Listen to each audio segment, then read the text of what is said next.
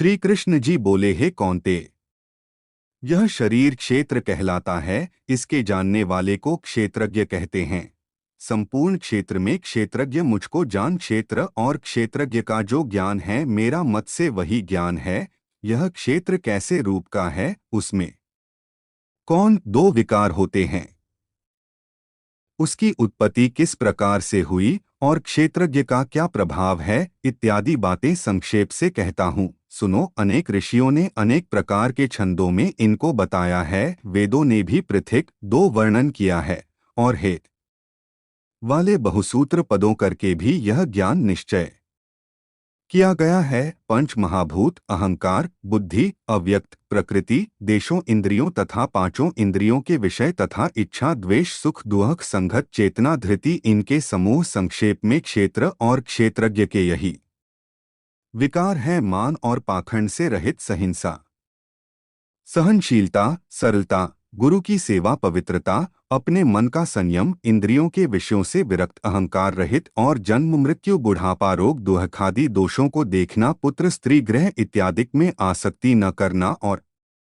इनमें अपने को सुखी दुखी न जानना और इष्ट अनिष्ट की प्राप्ति में हर्ष विषाद रहित रहना, अनन्य भाव से मेरी अनन्य भक्ति, एकांत में रहना, जन समूह में रहने से विराग, सदा स्मरण रखना कि मैं परमात्मा का ही अंश हूँ, ज्ञान प्राप्ति, उद्देश्य मोक्ष को सबसे श्रेष्ठ मानना, इसे ही ज्ञान कहते हैं। इससे जो भिन्न है वह अज्ञान है। अब यज्ञ का स्वरूप वर्णन करते हैं, जिसको जानकर मनुष्य मोक्ष प्राप्त होता है।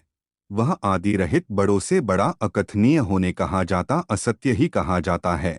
सब और मुख है, सब और कान है, वही जगत में सबको घेरे हुए स्थित है। वह सब इंद्रियों के गुणों का प्रकाशक है, पर उसके कोई इंद्री नहीं है, जिसको किसी से आसक्ति नहीं है, पर जो सबका आधार है, जो स्वन्य निर्गुण पर भी चर और अचर है, जो अत्यंत सूक्ष्म होने के कारण जाना नहीं जाता, जो दूर भी है और निकट भी है, जिसके विभाग नहीं होते, पर जो भिन्न दो भूतों में विभक्त समान रहता है। समस्त भूतों का पालन, नाश और उत्पन्न करने वाला वही यज्ञ है।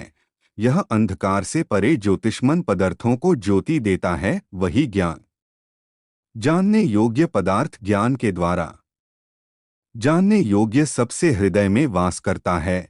इस प्रकार क्षेत्र, ज्ञान और ज्ञेय, इनको संक्षेप में कहा। इसे जानकर मेरा भक्त मेरे पद के योग्य होता है।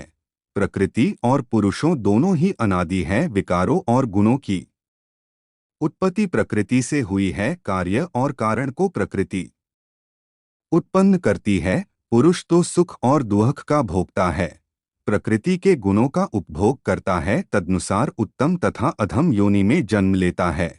इस देह में उसे उपद्रष्टा, अनुमंता, भर्ता, भोक्ता, महेश्वर परमात्मा और परम पुरुष को जो जानता महेश्वर परात्मा और परम पुरुष कहते हैं। इस प्रकार गुणों के साथ प्रकृति और पुरुष को जो जानता है, उसका रहन सहने चाहे जैसा हो, पूर्ण जन्म नहीं होता।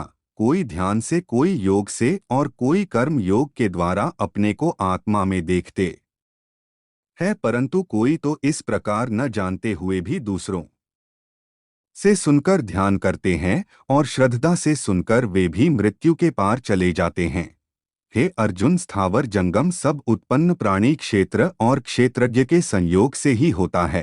परमेश्वर सब भूतों में समान रूप से है। भूतों को नष्ट होने पर भी उसका नाश नहीं होता। इसी भांति जो देखता है वही देखता है।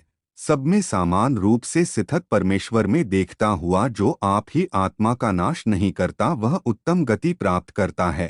जो यह देखता है कि प्रकृति द्वारा सब कर्म होते हैं और आत्मा अकर्ता है, वही मानो देखता है। जब वह भिन्न दो भूतों को परमेश्वर के बीच एक रूप देखता है और उसी में उनका विस्तार देखता है, तब वह ब्रह्मा को प्राप्त होता है।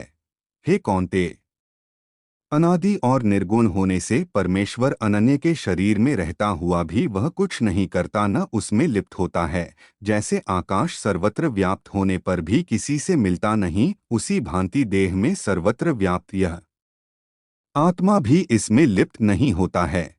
हे भारत, जैसे एक ही सूर्य समस्त लोक को प्रकाशित करता है, वैसे ही क्षेत्रज्ञ समस्त क्षेत्र को प्रकाशित करता है।